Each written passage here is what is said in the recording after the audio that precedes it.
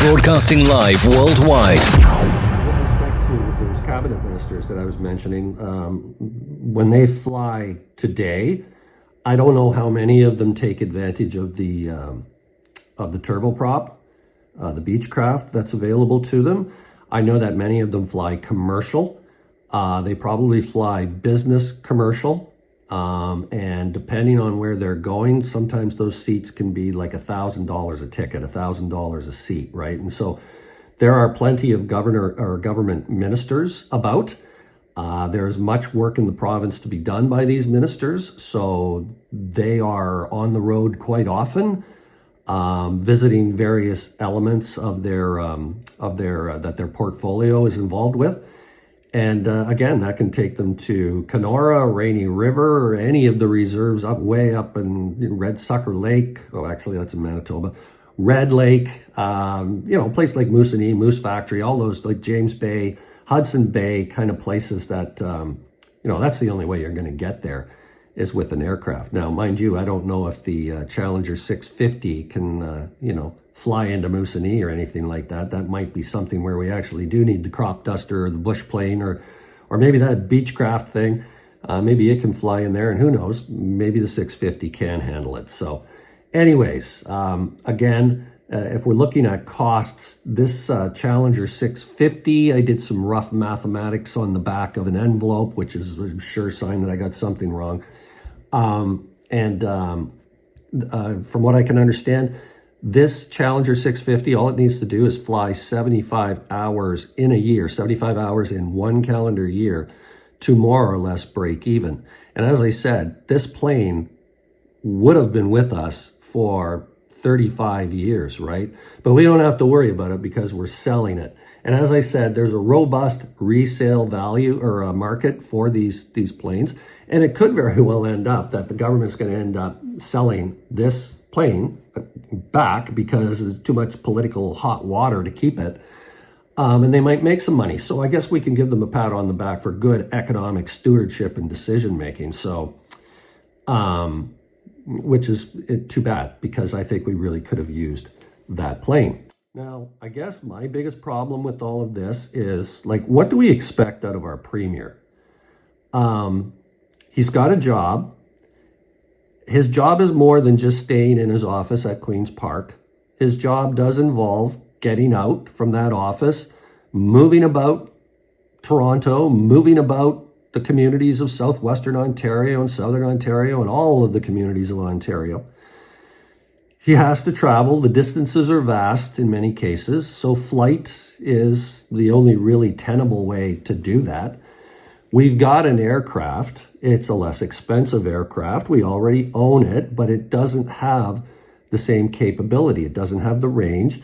It cannot accommodate the same number of passengers. And its flight hour cost is not all that much different than the Challengers. So we've got a plane, but it doesn't really meet the need. The federal government, now I know that's a much bigger jurisdiction. That's the whole country, right? They've got 6 planes that they spent, my goodness, almost $753 million on. Anyways, they've got 6 aircraft for the prime minister, government ministers, same sort of thing. They do the same kind of travel that a premier would do, except that there's much more international travel. So there's a business case that can be made for those 6 jets. Quebec has 3 of them. I think they're all Challengers too. I think 1 or 2 of those are used, and perhaps they bought one brand new. So, if you're the Premier of Ontario and you're right across the fence from the Premier of Quebec, and the Premier of Quebec has access to 3 Challenger jets, and you're like stuck in your old beat up rust bucket Volkswagen, no offense to anybody who owns a vehicle like that, that's got to be pretty diminishing, right? When you show up and everybody's driving a BMW or a Mercedes or a Maserati and you're pulling in on your rust bucket. So, a little bit of envy, I would imagine, some plain envy. It would rankle me if I was the premier, but I guess I'm sure he's rankled. I bet he's plenty rankled. I'm actually surprised with 3 years left in his mandate that he just didn't, just go ahead with it. Like, I don't think too much of a negative case could be made for the purchase of this plane. I just think it's a good buy all the way around. So anyways, he's pivoted away from the plane. They're selling it. The wolves made enough noise and chased everybody away. And so this is the cost of doing politics. And so at the end of the day, the people of Ontario, people like me, people like you, we're going to end up paying more money by keeping things exactly the way they are right now. The Challenger 650, there's an initial outlay of $28.9 million. Okay, fine. But you know what? We're going to break even on that. Maybe even make that a net plus for us. But no. We're going to go back to spending $10,000 a flight hour for our premier to travel around to do his job. That is if we want him to fly on an aircraft that can meet his needs. And right now, from what I understand, the Beechcraft turboprop, which is just fun to say, but I don't know if it meets the requirements. And what would be the big problem with a province the size and stature of Ontario of having 2 aircraft for the government's disposal? I don't see a problem, okay? Yeah, I know people are lining up for food more than ever before. I know grocery prices are out of hand. I know that it's difficult to make ends meet. I live here too. I get that. But you know what? Even with that, notwithstanding all of that, the government still has a job to do, and these things need to get done. Okay. So another $28.9 million when placed against the entire provincial debt and deficit is a drop in the bucket. I know if you keep adding drops to the bucket will overflow. I get that. But this drop, it seems like an important drop to me. So, you know what? I want this. I wanted him to have this plane. I don't know what we expect. Do we want him to walk? Do we want him to use a skateboard? Would that make us happy? How about one of those little electric scooters? Those things can really power along. Or do we want to get even more basic? Maybe we can get a good deal on the Partridge Family bus from the 70s sitcom. Maybe that's hanging around somewhere. I bet you that could be had dirt cheap. Or I don't know, what's the van from Scooby-Doo up to these days? Or maybe let's get right down to it. Maybe we can send him traveling around the province in a Mennonite carriage or something like that. Would that make the populist man feel, or the fans of the populist premier feel better about things? Because it wouldn't make me feel better at all. As I said, this is the cost of doing politics, and it's going to cost us more. Now, there is some good news. Fine, sell the 650. 65? No, it's a 650. Sell the 650. Get it off. Get it out of here. Okay, I don't want to talk about it anymore. And if you don't like the Beechcraft turboprop thing, well, get rid of that too. If that's another symbol of self-largesse, then we don't want that around either.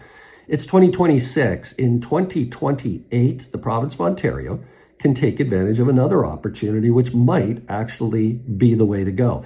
And it's got to do with Honda. It's about using a Honda to get from point A to point B. And of course, Honda makes cars. Yes, that's what they're most noted for. But they make lawnmowers, they make snow blowers, they make generators, they make just about everything. They also make aircraft, jet aircraft. And not a lot of people know that. And so in 2028, the latest iteration of the Honda jet aircraft, the Honda Echelon, will be available. And, maybe this is the way that we want to go. Maybe this is something that we want to look at. The Echelon is a $10 to $12 million airplane, brand new. It is an 11-seater that counts the pilot, so 10 occupants plus the pilot. And it has a range of just under 2,700 kilometers, which means that it's not, range-wise, it's not all that much. You can't go much farther in a single tank of gas, if I can put it that way, than the Beechcraft. But it has a reduced operating. It only costs $2,000 or $3,000 an hour to fly this thing, to operate it. So, as I said, and this is brand new. So 10 million for a brand new aircraft that has the same capacity. All it's really lacking is the range. But if we can, do a workaround for the range thing, are we okay to land and top off the fuel and take off again for another? Because that'll get us out to 5,000 kilometers with one stop. So, I mean, I would be willing to live with that. And I don't know how long a Honda Jet lasts for, but if they last for the same amount of time as regular jets do, then we're buying for $10 million or $12 million after the freight PDI and all those things that, every time you go to the car dealership, you agree on a price. And then when you walk out the door, you find out the price is like not the price that you just thought it was 5 minutes ago. So that might happen with their aircraft too. So it's got a sticker price of 10 million, but by the time you get off the lot, not that that's how planes are sold at plane lots, it could be $12 million, but still, if that thing lasts for 50 years at $12 million brand new, I think that's a pretty good investment. So, I hope that's sort of the way it turns out, because I really do believe that the premier of a province such as Ontario should have access to the tools that he needs to conduct himself or to conduct his job to a degree of satisfaction that we're all looking for. And since travel is such a big aspect of his job, I don't see what the big deal is with this aircraft. I mean, there are more expensive aircraft and there are brand new. I mean, he could be buying a brand new Challenger 650. Who knows what that costs? If a 10-year-old one is costing almost $30 million, I have no idea how much a brand new one would be. It wouldn't surprise me if it was somewhere like 50, 60, $70 million, maybe even more. I don't know. So I don't think they were reaching for extravagance here. I think they were just reaching for practicality, and they got shot down. There's nothing he can say that's going to change anybody's mind. People have their minds set on this, and that's too bad, because this is just another example. When people get something in their head and then they get all stubborn about it, it can end up costing them money, which is pretty much the whole shooting yourself in the foot kind of thing. Anyways, that's me. Challenger 650. It's for sale. You can get a good price, $28.9 million. Previous owner, province of Ontario. They had it for, 6 days, something like that. So lightly and gently used.